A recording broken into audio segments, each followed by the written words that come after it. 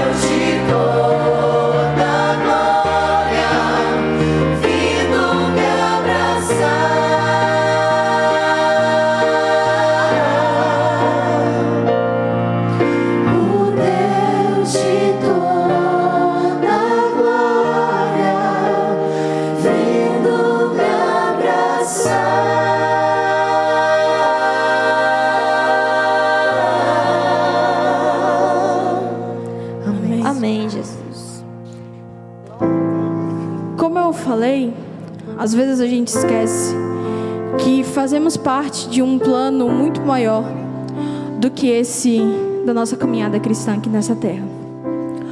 O chamado plano da redenção. Você já deve ter ouvido em algum momento. Se não ouviu, há um plano da redenção. O plano que Deus miraculosamente bolou para que o pecado não tivesse a força tamanha que tem atualmente. Que essa força do pecado fosse anulada e que eu e você pudéssemos ter oportunidade de salvação, dependendo apenas da gente aceitar ou não. Mas para isso é necessário que vivamos uma vida em que vivamos por um único objetivo. E esse objetivo, na verdade, não é uma ação, na verdade, não é uma causa. Esse objetivo é uma pessoa. Não é chegar ao céu, porque, como fala uma música do Arautos, o céu não seria céu se não tivesse Jesus. O nosso objetivo não passa de uma pessoa extremamente importante. Essa pessoa é Deus. A nossa caminhada, ela leva a essa pessoa, pelo menos deveria. Hoje eu sei que tem muita gente aqui, eu não faço ideia do porquê você veio, quem te convidou, se você estava cansado de ficar em casa, ou se você realmente passou a semana toda pensando que queria vir à igreja no domingo. Mas eu sei que se você está aqui, é porque Deus tem um plano muito maior do que você pode imaginar para você. E esse plano, ele leva exatamente a essa pessoa, Deus. Que a cada dia a gente possa acordar e pensar: hoje a minha vida vai ter como objetivo Deus. Todo dia. É uma batalha diária, não tem... Hoje eu vou ser de Deus e amanhã não vou ser. É uma batalha diária. Eu sei que não é fácil, é muito difícil. Somos pecadores, vivemos em um mundo de pecado. Mas tudo com o nosso Deus é muito mais fácil. Porque é Ele quem dá força, é Ele quem nos dá ânimo para viver. Ele deve ser o centro das nossas vidas. Quando você cantar nesse momento, não cante porque é a letra da música. Pare para refletir na letra da música. Ela fala: Senhor, seja o centro da minha vida. Você realmente está convidando Deus para ser o centro da sua vida. Não é apenas uma música, é um pedido, é uma oração. Fale de coração aberto: Senhor, se hoje Tu não é o centro da minha vida, eu estou Te convidando, seja o centro da minha vida. Que tudo que eu faça seja por Ti. Pode parecer difícil, mas com Deus nada é impossível. Ele não te dá fardo maior do que você possa carregar, porque Ele vai ser um fardo dividido por dois. Deus vai dividir esse fardo com você. Vamos cantar.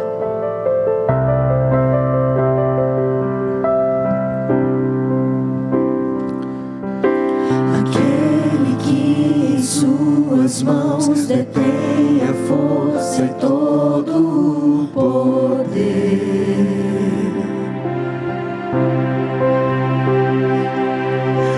Aquele que promete a vida eterna a todo que nele crê.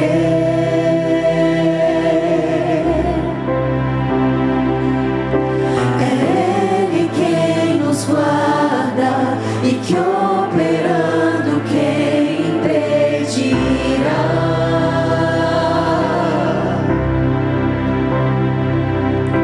Ao guarda de Israel, clamamos, ouça nossa voz aqui. Reina em nós, venha a nós teu reino. Peça do Senhor: reina em nós, Senhor. Reina em nós, venha a nós sua glória, Deus.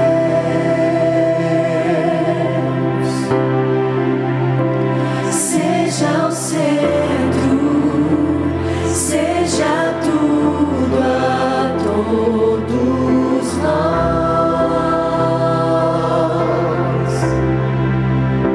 Seja o centro, seja tudo a todos nós.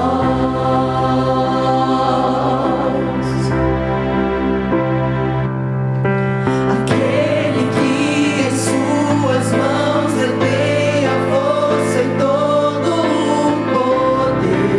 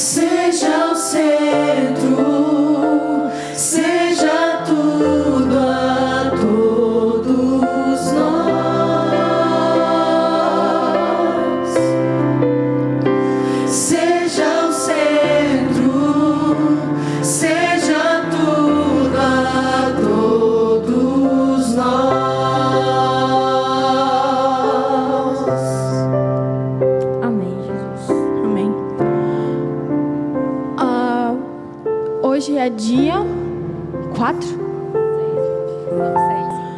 5 de dezembro? Daqui a 14 dias vai fazer um ano que eu perdi meu avô para a Covid.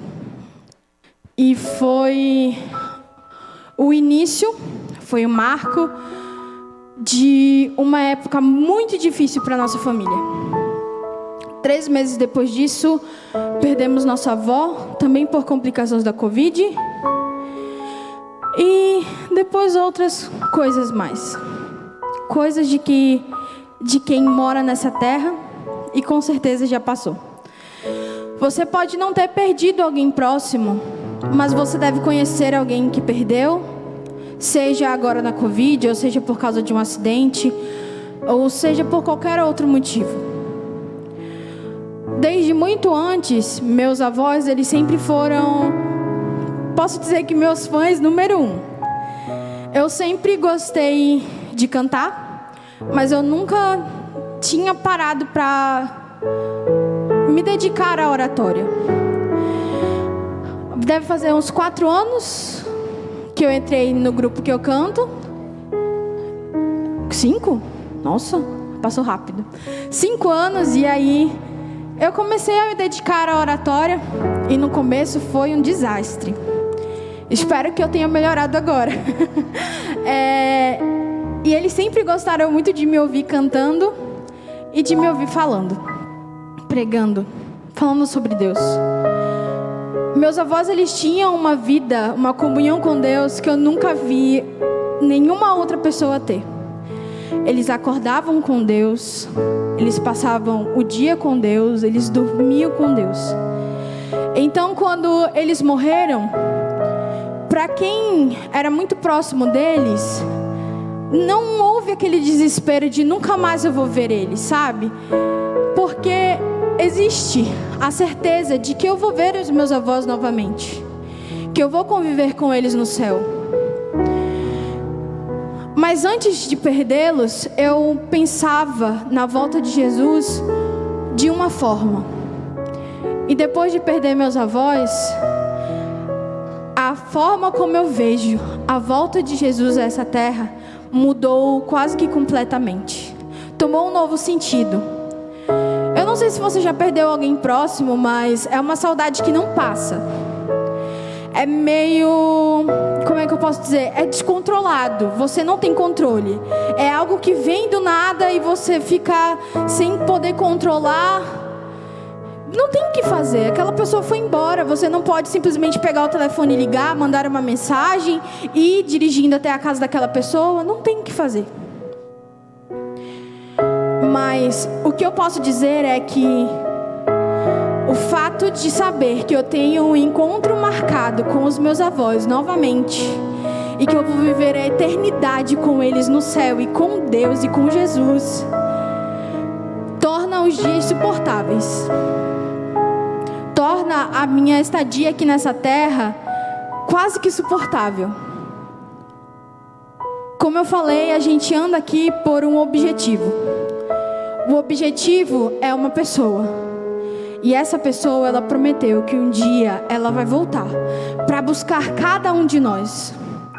Lá nesse local que Ele preparou, pensado exatamente pra gente, você vai ter uma casa, você vai ter um nome novo, você vai ver coisas maravilhosas que você nunca nem imaginou. Mas eu acho que o mais importante disso é que lá não vai haver nem pranto, nem choro, nem dor. Você vai viver eternamente feliz. Nem dá para imaginar viver eternamente feliz, mas é isso que nosso Deus nos prometeu. Você vai ver o teu Deus face a face. Talvez você não consiga imaginar o momento em que você vai ver a face do seu Deus, mas isso vai acontecer. Estamos aqui para nos preparar para esse momento. Você está preparado? Se Jesus voltar hoje, você está preparado para vê-lo face a face? Se a sua resposta é diferente de sim, então a gente tem que correr atrás dos prejuízos, porque o nosso Deus está voltando. Amém. Por isso a gente não pode pensar na volta de Jesus com medo, mas com alegria, porque os dias dessa terra estão contados. e nós viveremos eternamente com o nosso Deus. Amém?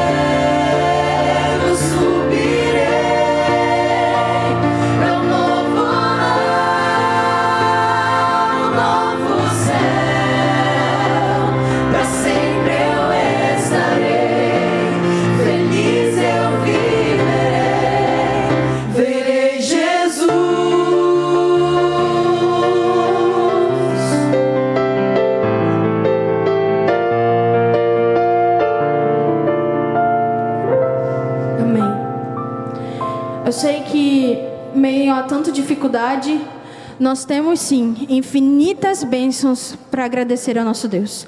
E nós temos variadas oportunidades de demonstrar essa gratidão. Seja através do nosso louvor, cantando, seja através de doações que você faz pessoalmente a outras famílias. Mas hoje, nesse momento, você tem a oportunidade de também agradecer a Deus através das ofertas e de devolver ao Senhor o que é dele, através do dízimo. Então, sinta-se à vontade, você pode encontrar os gasofilaços aqui nas partes centrais da igreja e fique à vontade durante a música para louvar ao Senhor.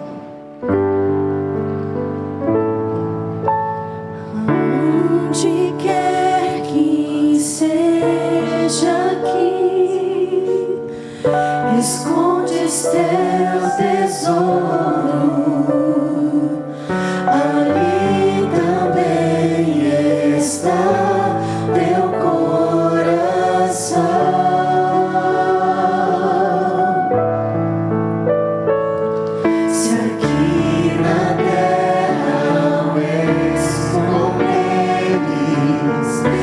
ladrões podem roubá-lo,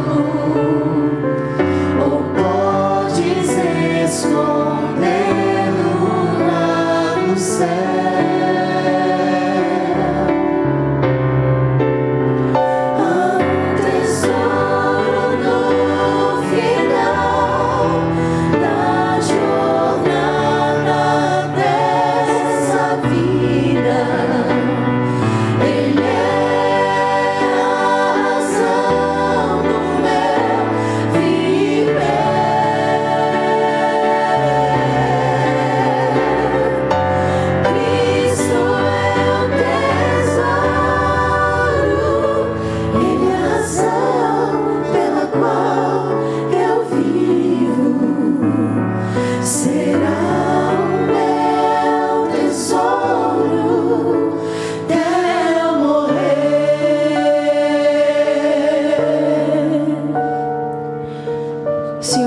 Somos muito gratos por todas as bênçãos que Tu nos dás, Senhor.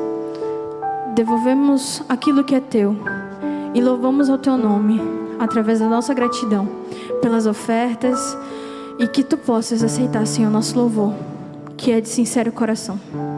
É isso que Te pedimos e Te agradecemos, em nome e por amor de Jesus. Amém.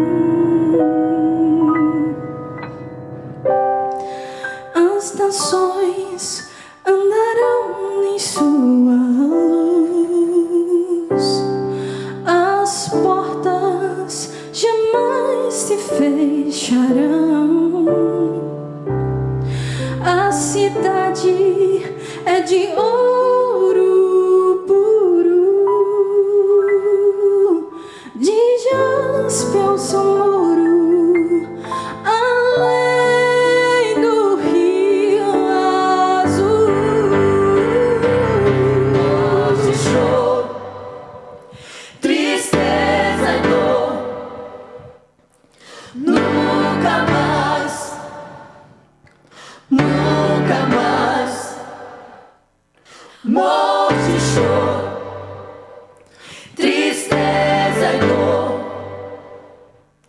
Nunca mais, nunca mais. Morte e choro, tristeza e dor. Nunca mais, nunca mais. Morte e choro, tristeza e dor. Nunca mais, nunca mais. Não haverá mais noite ali. Não haverá nenhum amor.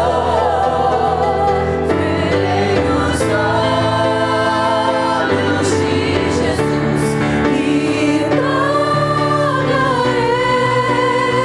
seu corpo, enfim. Não haverá mais noite ali. Não haverá nenhum amor. Verei os olhos de Jesus e tocarei seu corpo, enfim.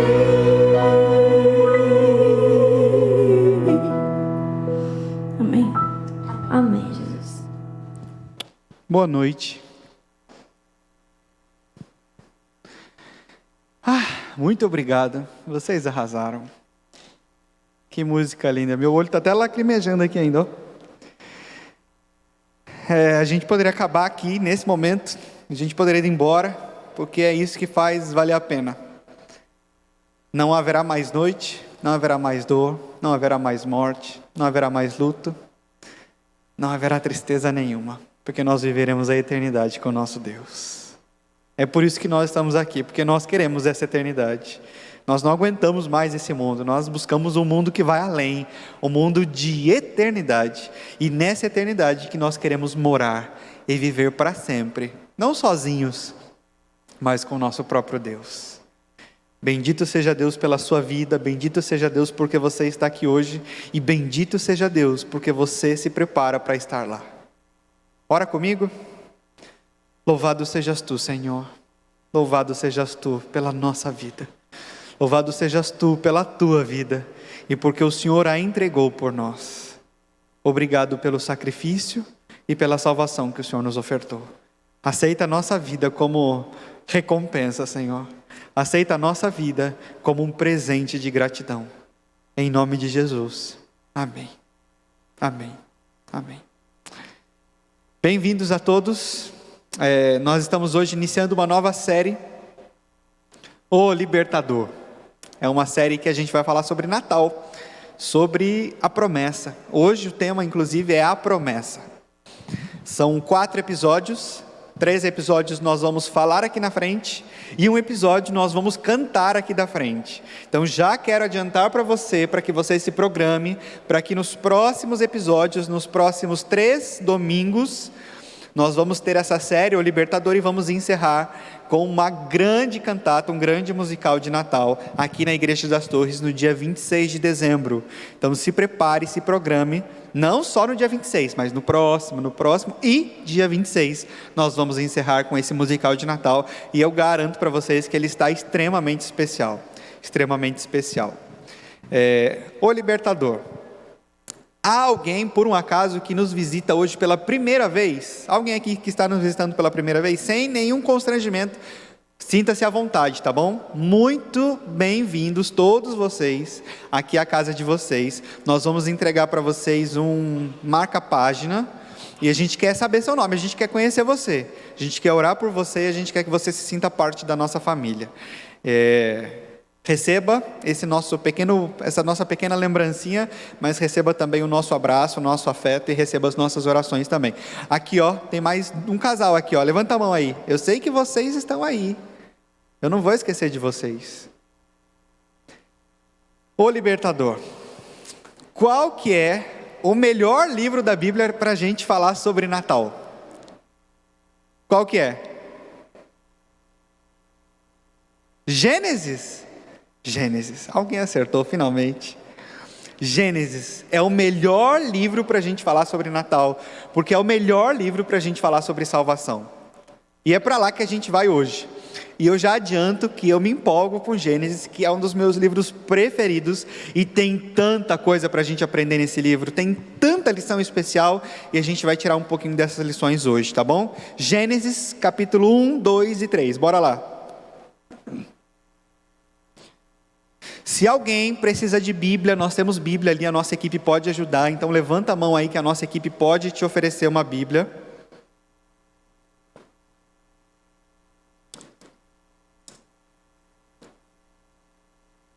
Tem Bíblia aí no banco também, pode usar.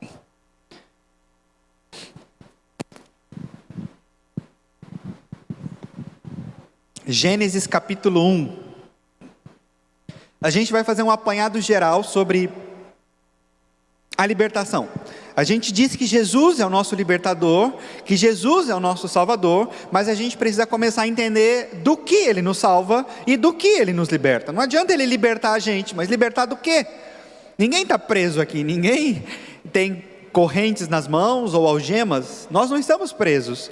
Mas nós ainda assim precisamos ser libertos. E para entendermos a libertação, nós precisamos entender o que nos prende, o que nos aterroriza, o que nos amedronta. Gênesis capítulo 1. Capítulo 1 de Gênesis, ou melhor, todo o livro de Gênesis, ele foi escrito pelo autor chamado Moisés. Ele escreveu Gênesis, Êxodo, Levítico, Números e Deuteronômio, os primeiros 5 livros da Bíblia, e há uma crença dentre os estudiosos de que Moisés também escreveu o livro de Jó. Então ele escreveu esses 5 ou 6 livros. Gênesis é o início, da história humana, então ali narra a criação do mundo, a criação de todas as coisas em 7 dias, culminando no dia de sábado, e o casamento entre Adão e Eva. E para a gente pegar esse caminho, a gente precisa entender que quando Moisés ele escreve o livro de Gênesis, ele está escrevendo o relato do mundo, o relato daquilo que ele havia ouvido dos seus pais, que haviam ouvido dos pais deles, que haviam ouvido dos pais deles, e assim por diante. A história era contada de família em família, de pais para filhos, de pais para filhos, de pais para filhos. E quando Moisés ele senta para escrever o livro de Gênesis, ele está refletindo sobre quais palavras ele vai utilizar. E é curioso que quando a gente olha o livro de Gênesis na língua original, o hebraico, como foi escrito, o primeiro capítulo do livro de Gênesis é mais uma poesia do que um relato. A poesia hebraica ela é caracterizada por palavras que se conectam, não necessariamente com a rima, mas palavras que detêm o mesmo sentido, ou pela repetição das mesmas palavras, ou pela conectividade entre palavras iguais, palavras de sentidos iguais. O primeiro capítulo do livro de Gênesis, ele tem muitas palavras repetidas. Por exemplo, haja, Deus disse, e disse Deus, houve, tarde, manhã, dia, primeiro, segundo, terceiro, quarto, quinto dia. Então, são palavras que se repetem na criação do mundo. Mas uma expressão que se repete em praticamente todos os dias é a seguinte: e viu Deus que tal coisa era boa. Viu Deus que tal coisa era boa, e viu Deus que tal coisa era boa, e viu Deus que tal coisa era boa. Se você observar aí um olhar corrido, você vai perceber que essa expressão, e viu Deus que era bom, aparece várias vezes no primeiro capítulo de Gênesis. Por quê? Deus cria, Deus geralmente nomeia, Deus dá o nome para aquela situação, Deus observa, Deus olha, Deus vê aquilo, e Ele julga o que é bom e o que não é. É Deus quem determina o que é bom e o que não é. Então Deus vê, Deus julga e Deus determina se é bom ou se não é. E até aqui a sua criação, a obra das suas mãos são boas. Deus olha para aquilo e eis que tudo é muito bom. É assim que ele termina o último dia, na sexta-feira, eis que tudo é muito bom. E o 7º dia, o dia de sábado, Deus usa para descansar. Deus abençoa, Deus descansa e Deus santifica o dia de sábado para que os seus filhos também fossem abençoados, para que eles também descansassem e para que eles também fossem santificados pelo dia de sábado. Entendemos essa parte que é muito importante. Vamos ali para Gênesis capítulo 2. Gênesis capítulo 2, no verso 15, diz assim: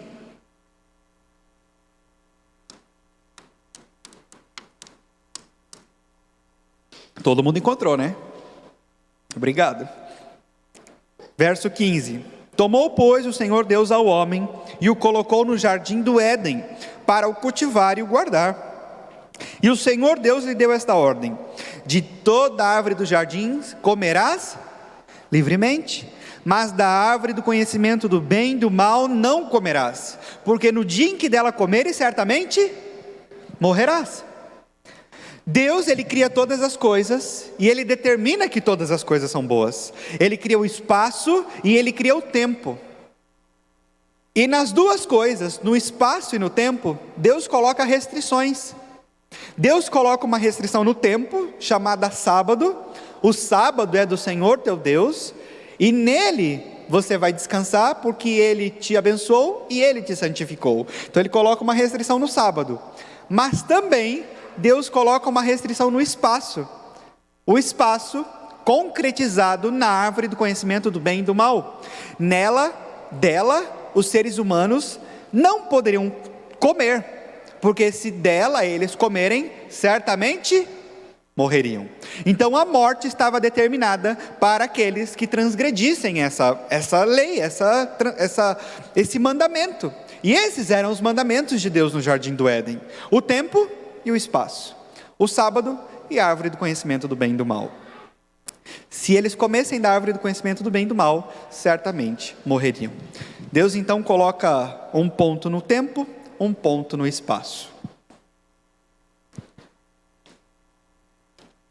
Agora sim, no capítulo 3, há um encontro que não é nada agradável.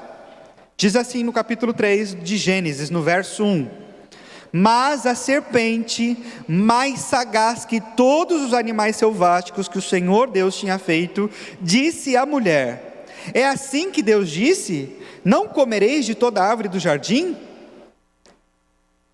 Respondeu-lhe a mulher: do fruto das árvores do jardim podemos comer, mas do fruto da árvore que está no meio do jardim, disse Deus, dele não comereis, nem tocareis nele, para que não morrais. É muito curioso esse texto, porque primeiro a serpente toma a parte ativa, e a serpente quem conversa com a mulher, que nesse caso é a fêmea, Ishá. O homem é o Ish, e a mulher é a Ishá, macho e fêmea. E eles vêm da terra. Adão, a humanidade, vem de Adamá, terra. Então Adão vem de Adamá, e Deus forma o Ish e a Ishá, o macho e a fêmea. Até esse momento, a mulher é apenas a fêmea, ela não tem nome. E a serpente toma a parte ativa, a proatividade de conversar com a mulher. E a serpente faz uma pergunta que não está de todo errado. Ela pergunta: é verdade que Deus disse que vocês não podem comer de nenhuma árvore que está no jardim? Opa!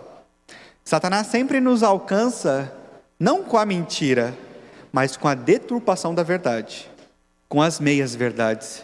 E é nas meias verdades que Satanás nos alcança. É naquilo que a gente está em dúvida.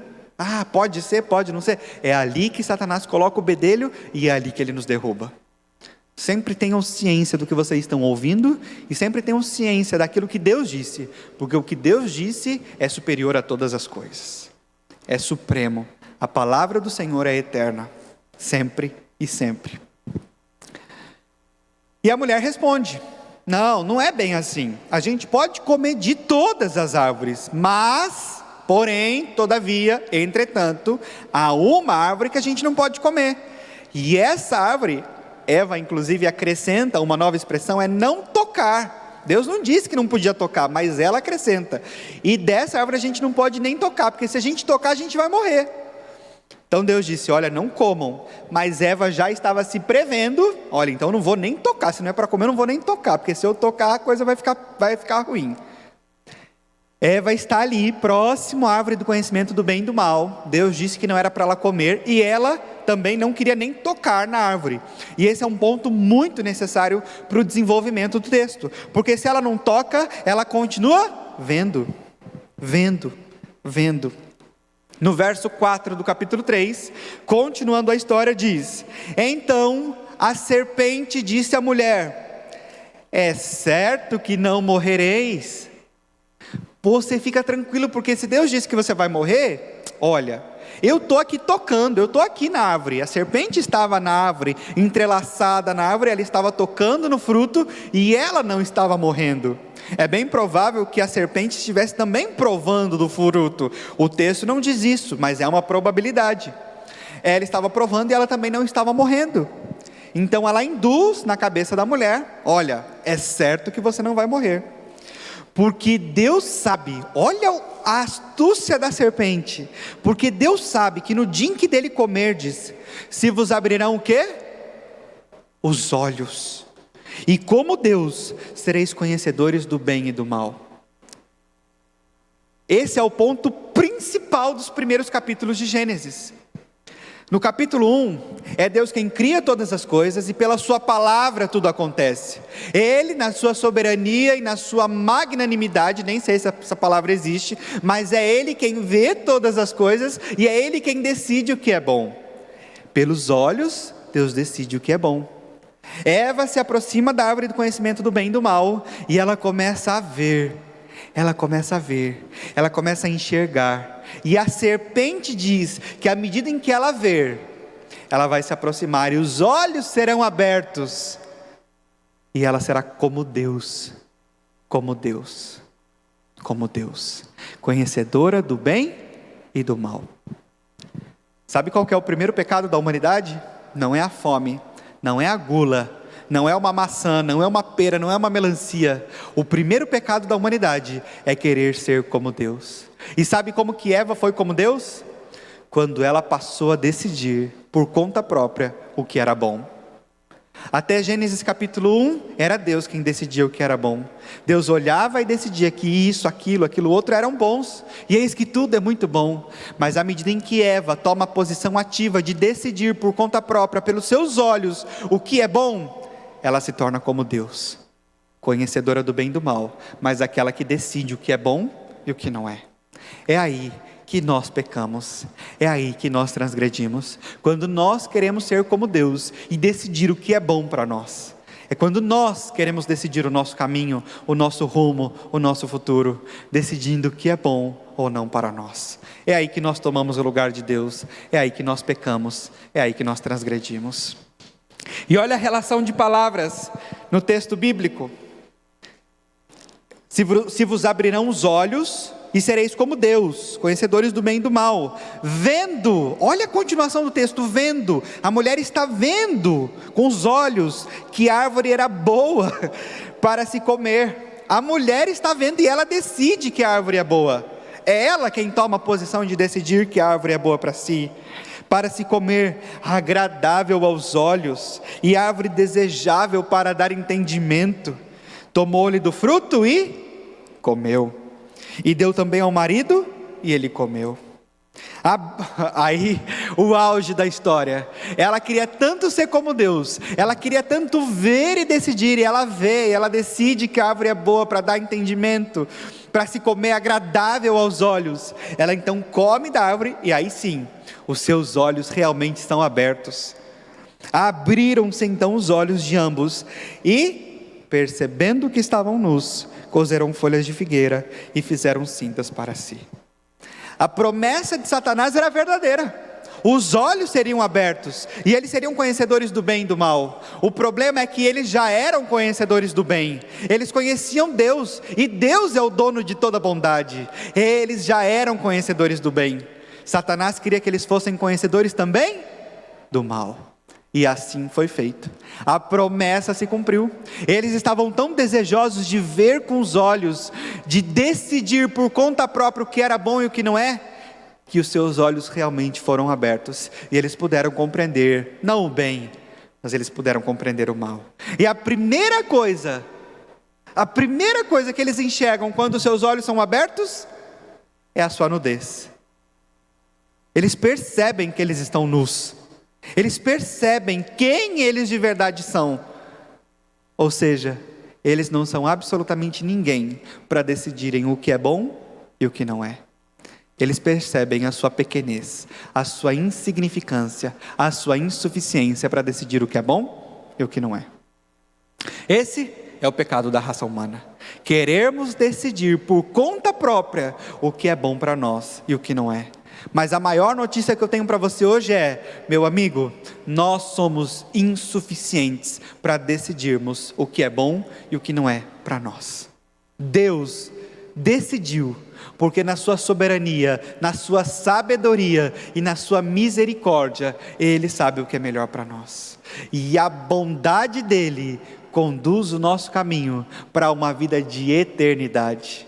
Adão e Eva, neste momento, eles pegaram a eternidade que Deus estava lhes dando, amassaram como um pedaço de papel, jogaram no chão e pisaram. Eles decidiram por conta própria serem como Deus. Decidirem o que era bom para si. Decidirem o que era bom para si. Os seus olhos foram abertos e eles perceberam a sua nudez. E a maior consequência que o pecado traz, é a quebra da relação. A relação que havia entre Deus e os homens é quebrada, é desfeita, é esmagada. Adão e Eva, eles percebem que eles estão nus e eles se escondem, eles fogem de Deus. E Deus os procura. Adão, onde está você? Mulher, fêmea, onde está você? E eles estão escondidos, porque eles estão nus e eles perceberam quem eles realmente eram. A quebra da relação entre Deus e o homem é a principal recompensa do pecado. O pecado tem vários salários. O salário do pecado é a morte. O salário do pecado é a morte. Mas a principal recompensa do salário é a quebra da relação, é a distância entre Deus e o homem. Quando ouviram a voz do Senhor, no verso 8, que estava no jardim pela viração do dia, esconderam-se da presença do Senhor Deus, o homem e sua mulher por entre as árvores do jardim. E chamou o Senhor Deus ao homem e lhe perguntou: onde estás?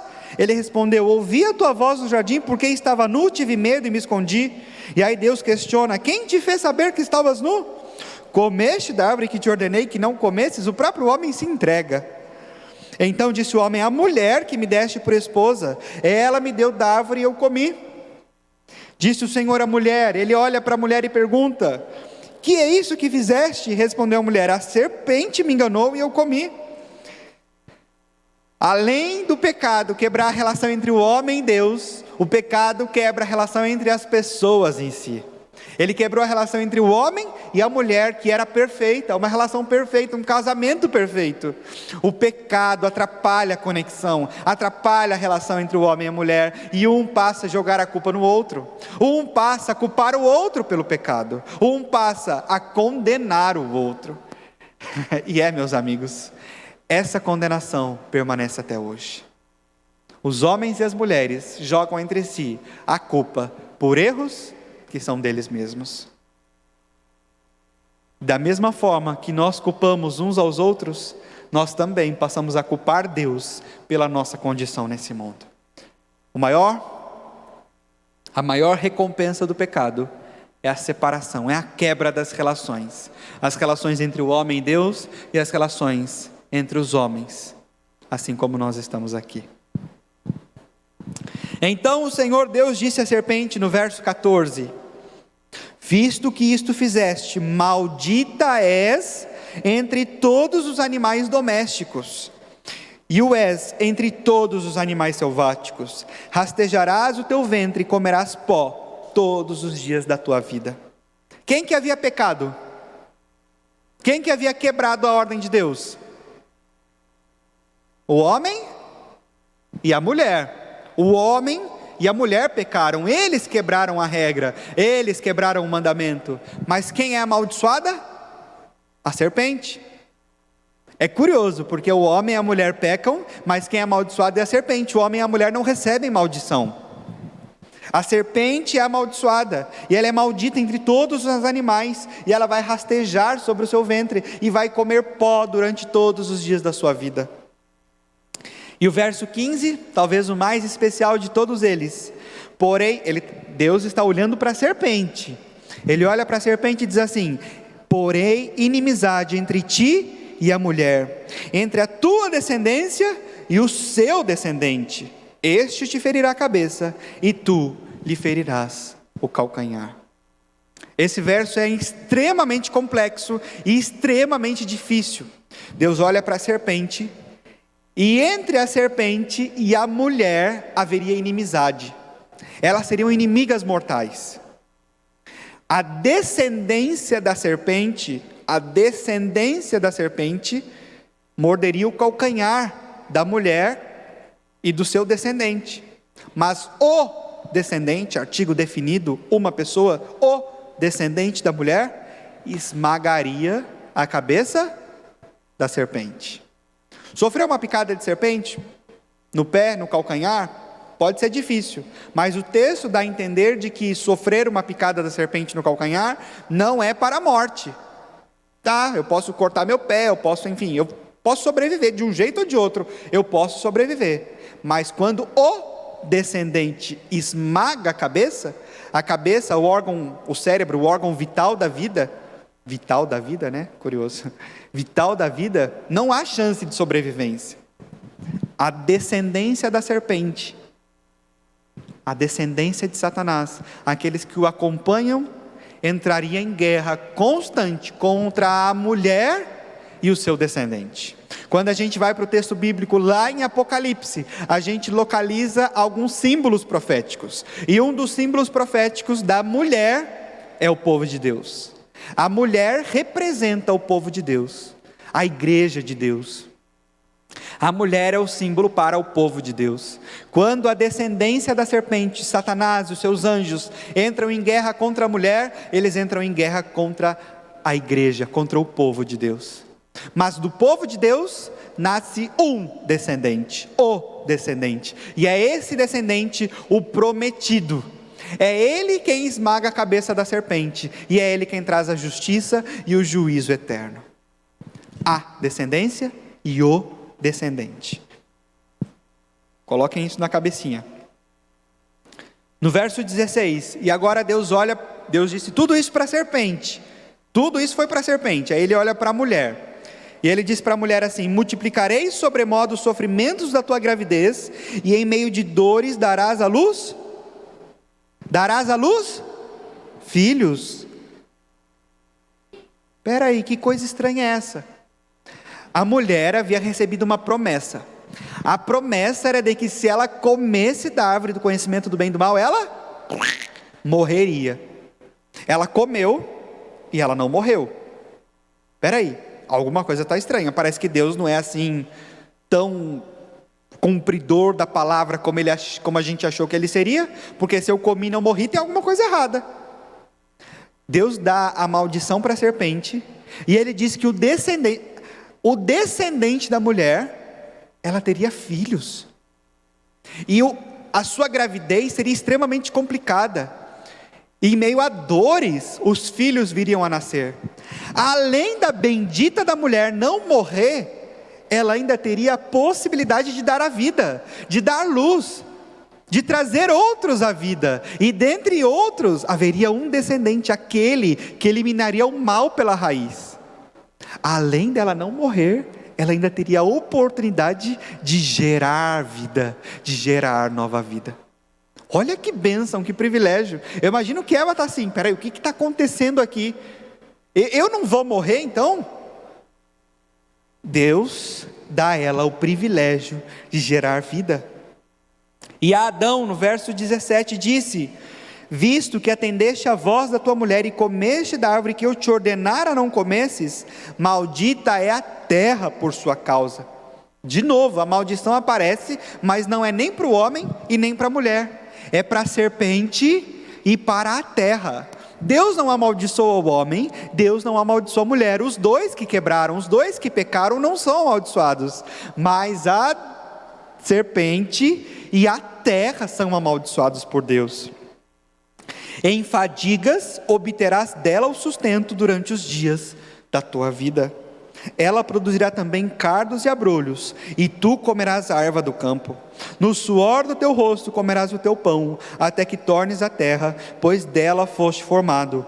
Porque tu és pó, e ao pó tornarás. Imagino que Adão e Eva, ouvindo isso, eles devem estar assim: eu estou perdido, eu não sei o que está acontecendo. A mulher que deveria morrer, agora vai dar à luz filhos, e o homem que deveria morrer, agora vai ter trabalho, vai ter que trabalhar, ele vai ter o privilégio do trabalho. Trabalho é ruim, mas trabalho também é bom. Deus dá o privilégio do trabalho para o homem, porque desse trabalho, ele arrancaria o seu sustento, e Deus estaria com eles, mesmo que a terra fosse dificultosa, mesmo que a terra dificultasse a vida de Adão, para buscar o seu sustento. Ela produziria cardos, abrolhos, espinhos, seria extremamente complicado, mas ainda assim o Senhor produziria o sustento para Adão e Eva. E aí vem o verso mais enigmático de todos, o verso mais curioso de todos, e eu me apaixono nesse verso. Adão está vendo tudo o que está acontecendo, está extasiado, está assim: uau, a gente ia morrer, há 10 minutos atrás a gente ia morrer todo mundo, agora a gente vai ter filhos, vai ter trabalho, vai ter isso, vai ter aquilo. E deu o homem o nome de Eva, a sua mulher, por ser a mãe de todos os seres humanos. Adão, extasiado do jeito que estava, ele olha para Eva, para sua esposa: seu nome é Eva, seu nome vai ser Eva. E o que significa Eva? Vida, vida.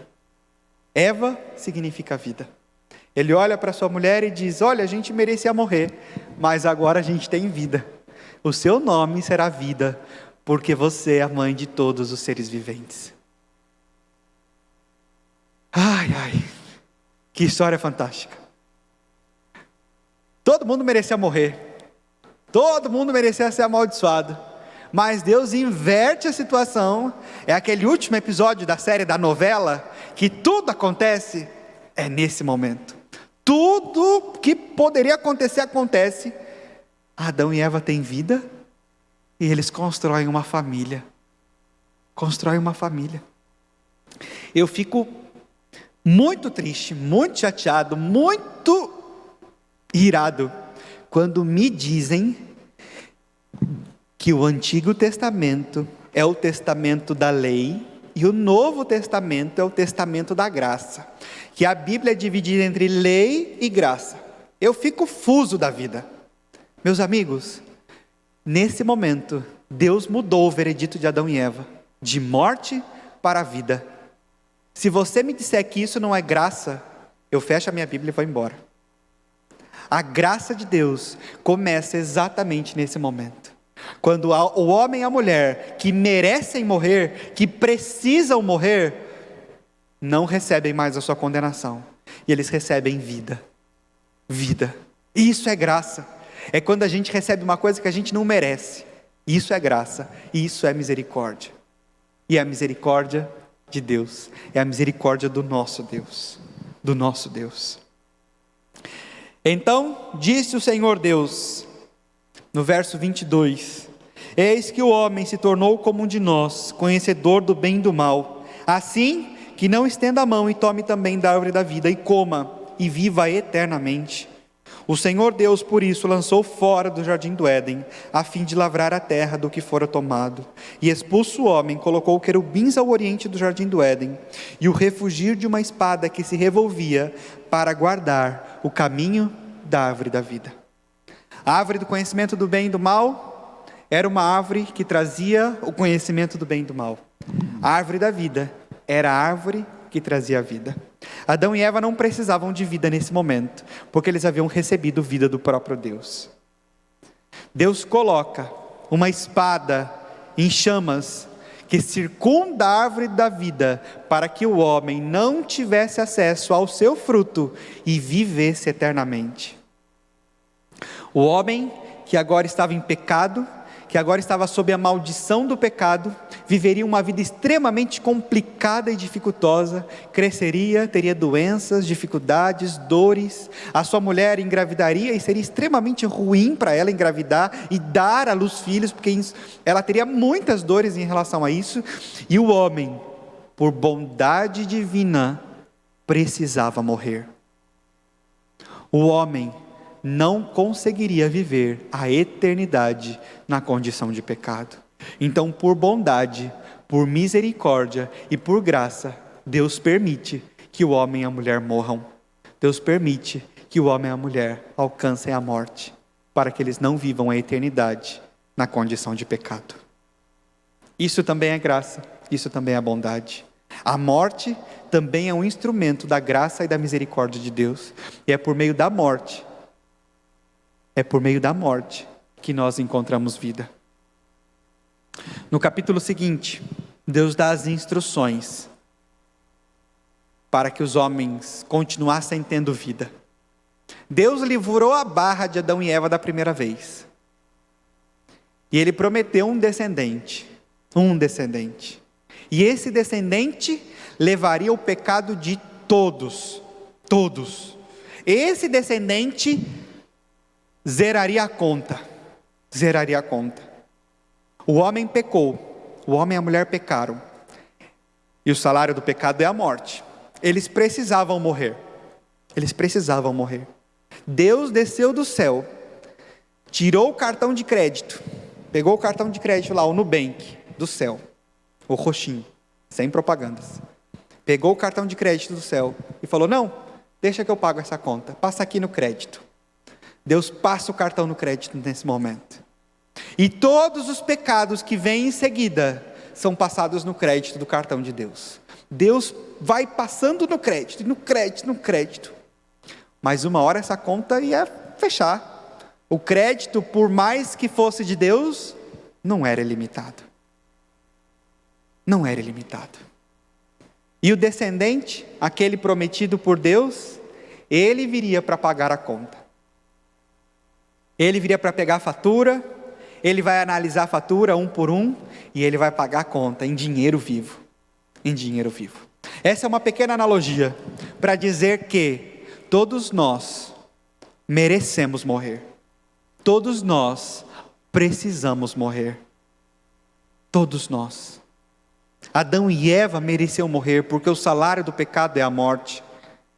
Mas Deus deu a sua vida, colocou a sua vida como garantia para que os seus filhos também tivessem vida, para que eles continuassem vivendo. E a vida que Adão e Eva puderam continuar vivendo era uma vida que vinha do descendente, daquele prometido, e que igualaria, nivelaria toda a dívida e pagaria tudo com o seu próprio sangue na cruz do Calvário.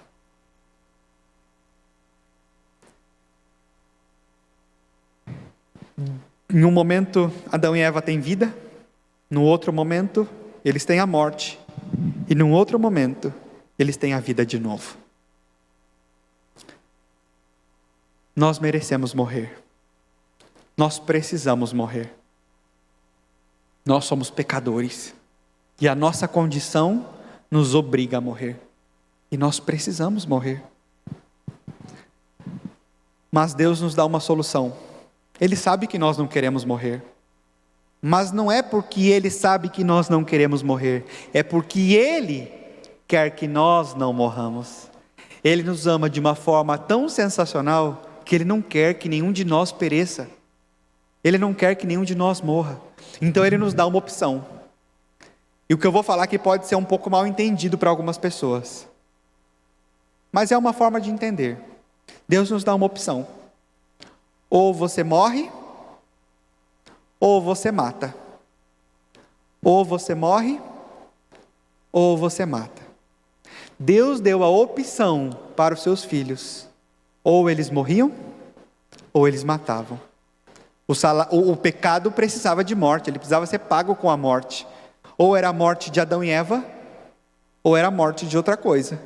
E por isso Deus oferece, nesse momento, o sistema sacrificial. o sistema de sacrifícios. E eles recebem um cordeirinho, e esse cordeirinho é morto. Alguém precisava morrer. E para que Adão e Eva não morressem, o cordeirinho era morto em seu lugar. O cordeirinho era o pagamento de Deus no cartão de crédito. Deus passava o cartão e o homem matava o cordeirinho. Para que o homem não morresse, ele precisava matar.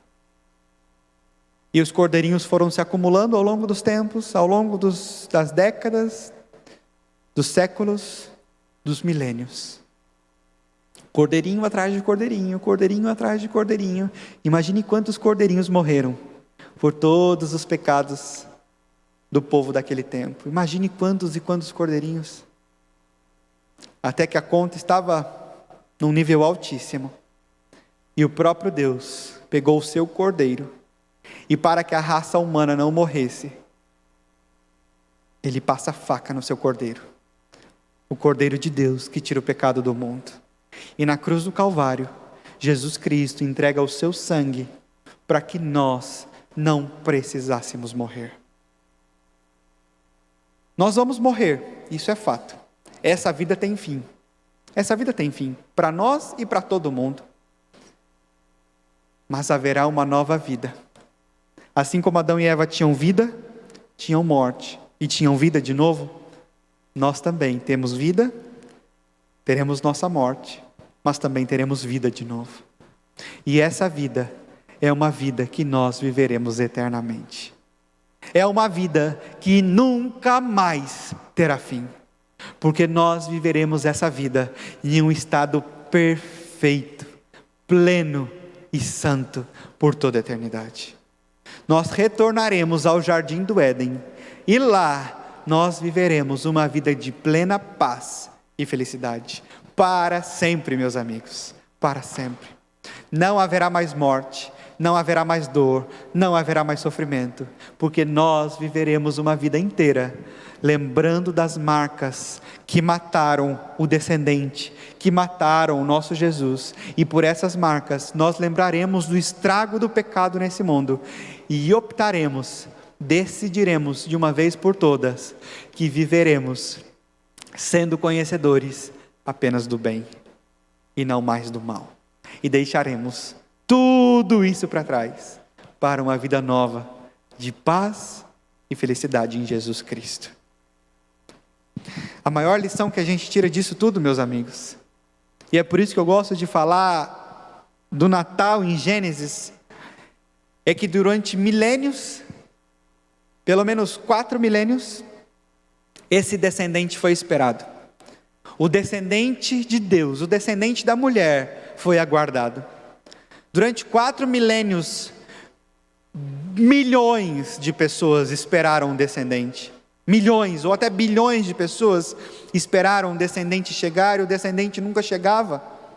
O descendente que tiraria o pecado do mundo nunca chegava. Abraão recebeu a promessa do descendente, mas ainda não era esse descendente que tiraria o pecado do mundo. Maria recebeu a promessa do descendente. José e Maria receberam a promessa de um filho. E eles entenderam que esse filho era o cumprimento da promessa de 4.000 anos atrás. 4.000 anos separavam a promessa do seu cumprimento. O fato é que não importava o tempo. A conta de Deus conseguia aguentar todos esses débitos. A conta de Deus estava preparada para aguentar todos os débitos. Não importava o tempo que passasse, Deus cumpriria a sua promessa. E assim Ele fez. Ele cumpriu a sua promessa, enviando a este mundo o descendente que eliminaria o mal pela raiz. E hoje, meus amigos, hoje nós comemoramos o Natal. Nós nos sentamos com as nossas famílias, celebramos a virada do dia 24 para o dia 25, celebramos, comemos, enchemos o bucho e dormimos. Trocamos presentes, trocamos amigo secreto, vivemos alegres, um dia de alegria, porque a promessa de Deus se cumpriu. Porque houve um descendente, que era a promessa de Deus, de nos tirar da morte e nos dar a vida. Nós celebramos o Natal, mas nós não celebramos o Natal como o nascimento de um menino lá em Belém.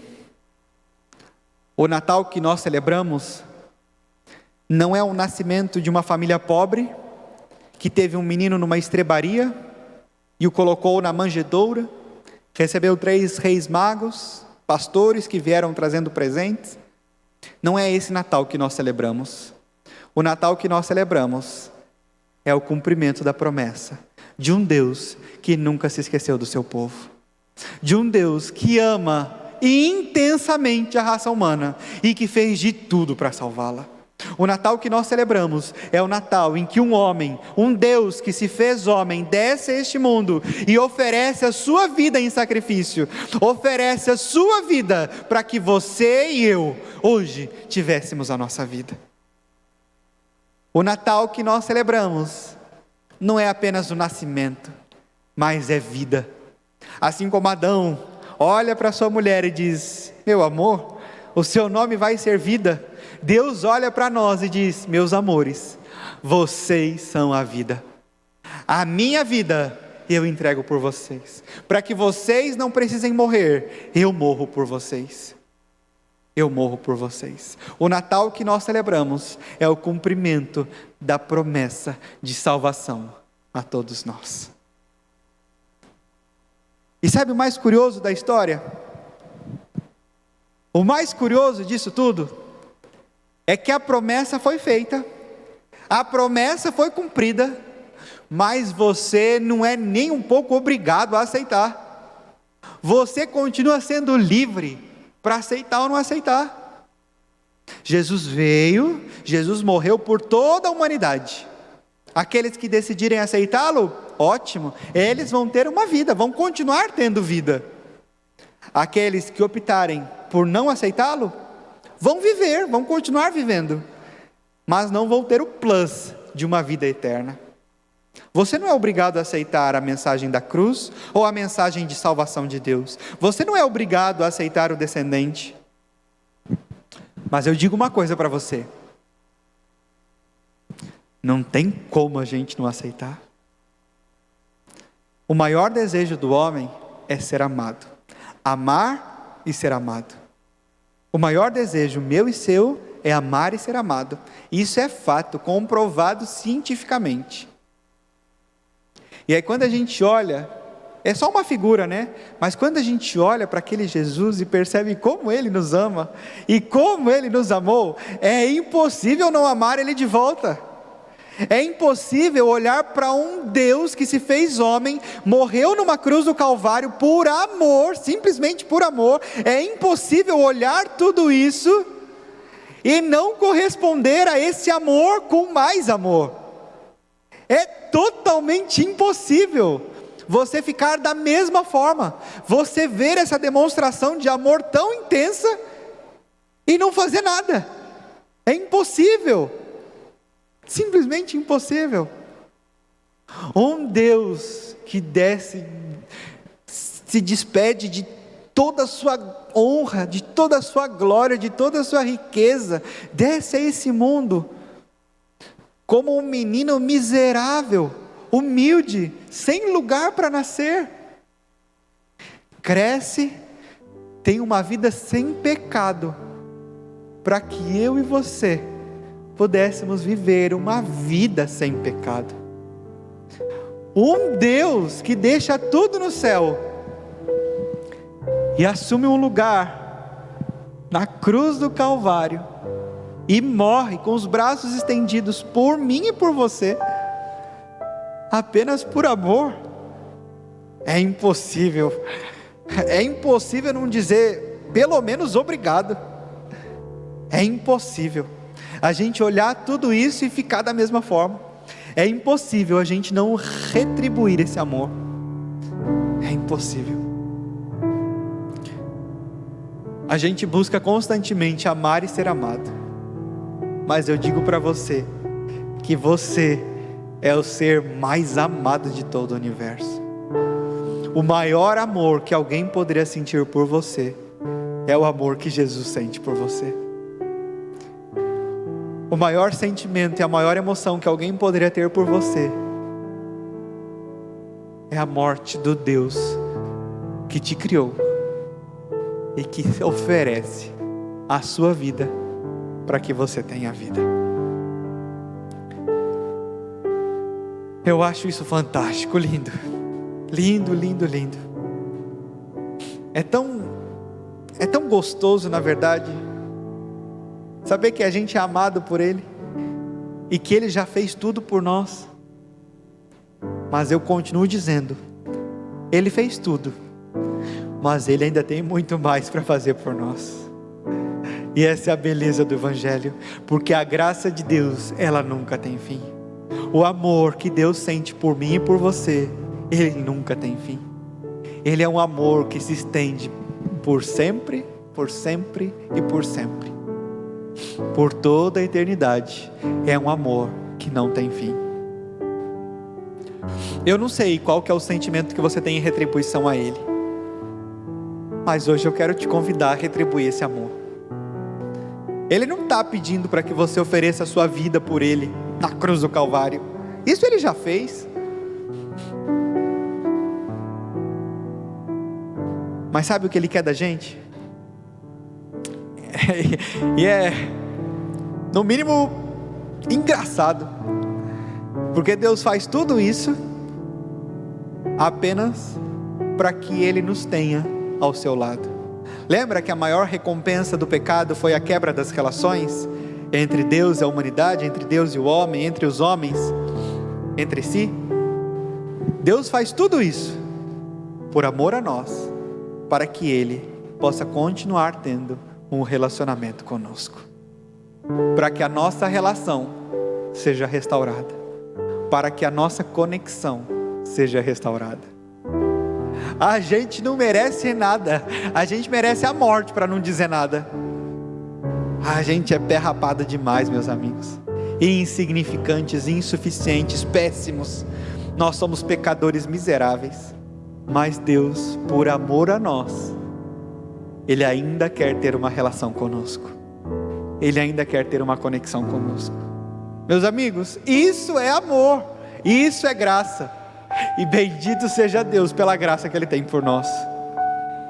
Louvado seja Deus, porque nós não somos esquecidos, nós não somos abandonados, nós não somos largados à nossa própria sorte, mas nós temos um Deus que cuidou e continua cuidando de nós, e Ele continua nos guiando, porque Ele continua querendo ter um relacionamento com cada um de nós, e o relacionamento que Ele quer ter conosco não é para essa vida, é um relacionamento eterno, que nunca tem fim, que nunca mais tem quebra, que nunca mais tem uma falha na conexão, porque Ele sempre estará conosco.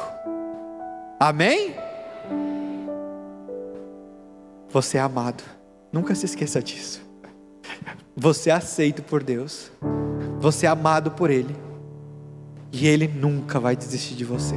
Não importa o que você faça, não importa nos caminhos em que você ande, não importa para onde você fuja, o Senhor Deus nunca se esquece de você. Ele nunca deixa de te amar. O amor dele por você nunca diminui. O grupo vai cantar a música final, e eu quero muito fazer um apelo para vocês, muito. Eu quero que, da mesma forma que a mensagem que foi falada aqui, eu espero que tenha chegado ao seu coração, eu quero que a mensagem que vai ser cantada também chegue ao seu coração. Mas eu não quero que você venha à frente, eu não quero que você fique em pé. Isso tem o seu lugar, mas hoje não. Hoje eu quero, pelo que é mais sagrado no universo, que aonde você está, que você retribua o amor que esse nome tem por você. Ó, quão lindo esse nome é. Um nome que não te esqueceu, um nome que não te abandonou, um nome que não deixou de te amar um segundo sequer. Por favor, retribua esse amor. Ame a Deus assim como Ele te amou.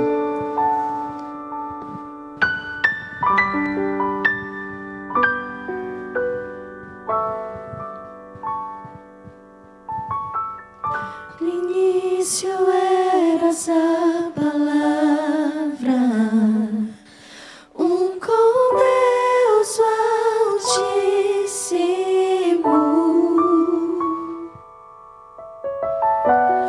o mistério de tua glória, Cristo em ti se revelou. Oh, quão lindo esse nome é, oh, quão lindo esse nome é, o nome de Jesus, meu Rei. Oh, quão lindo esse nome é, maior que tudo Ele é. Oh, quão lindo esse nome é, o nome de Jesus.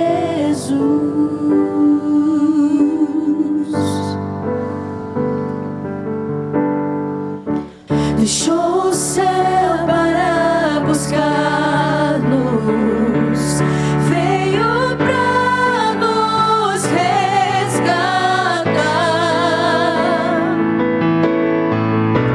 Amor maior que meu pecado,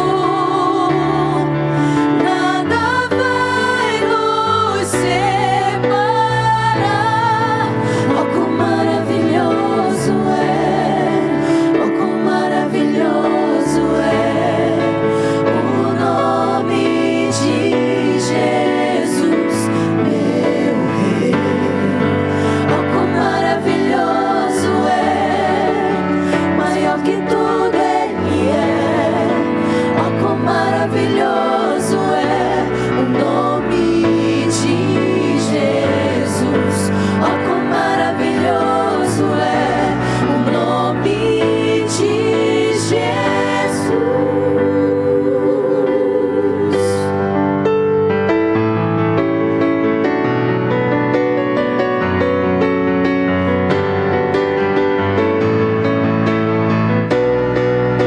A morte venceste, o véu tu rompeste, a tumba vazia agora está. O céu te adora, proclama tua glória, pois ressuscitaste, vivo estás. És invencível, inigualável, hoje pra sempre reinarás. Teu é o reino, tu é a glória, acima de todo nome estás. Poderoso esse nome é, poderoso esse nome é, o nome de Jesus, meu Rei. Poderoso esse nome é, mais forte que tudo é. Poderoso esse nome é, o nome de Jesus. Poderoso esse nome é, o nome de Jesus. Poderoso esse nome é, o nome de Jesus. Amém, Jesus.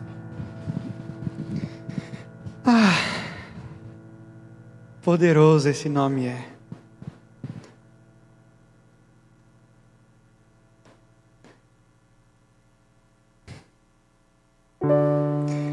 Obrigado, Deus. Obrigado pela salvação. Obrigado pela morte no Calvário. Obrigado pelo amor. Obrigado pela graça, pela tua graça. Você compartilha dessa oração comigo? Você quer agradecer e dizer muito obrigado, Deus, pela salvação que o Senhor nos dá? Quer? Você quer agradecer? Levanta a mão. Olha para essas mãos, Senhor. Essas mãos que se levantaram. E abençoe cada uma delas. O Senhor nos amou, o Senhor nos aceitou, o Senhor nos salvou. Continua nos aceitando, Senhor, e nos leva para morar contigo em breve, pois nós o amamos de volta. E hoje nós aceitamos a salvação que o Senhor nos deu. Nós aceitamos a salvação que o Senhor nos ofereceu. E nós aceitamos o libertador de Israel. Em nome de Jesus nós oramos. Amém.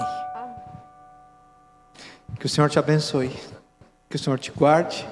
Que o Senhor conduza os seus dias.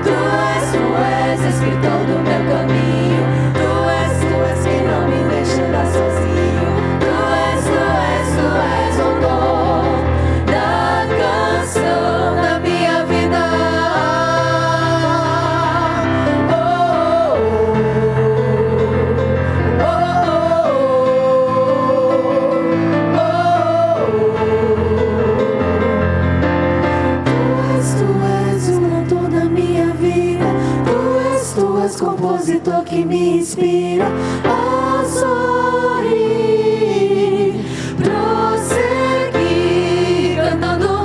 Tu és escritor do meu caminho. Tu és quem não me deixa andar sozinho.